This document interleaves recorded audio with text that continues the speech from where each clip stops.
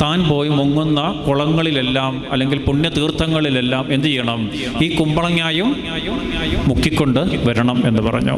അങ്ങനെ നമ്പൂതിരിയും ഈ കുമ്പളങ്ങായും പിടിച്ചുകൊണ്ട് യാത്ര ചെയ്തു.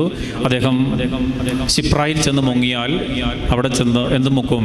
കുമ്പളങ്ങായും മുക്കും. വാരണാസി പോയി മുങ്ങിയാൽ അവിടെ മുക്കും. ഹരിദ്വാറിൽ പോയി മുങ്ങിയാൽ അവിടെ മുക്കും.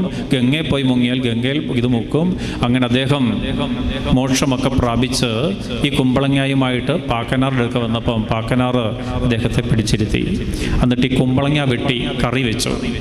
കറി വെച്ചിട്ട് നമ്പൂതിരിക്ക് കൊടുത്തു. അദ്ദേഹം ടേസ്റ്റ് ചെയ്തും ഭയങ്കരം കയ്പ്, കഴിക്കാൻ പോലും പറ്റുന്നില്ല. അപ്പോഴാണ് നമ്പൂതിരിക്ക് ബോധം വന്നത്. എന്ത്?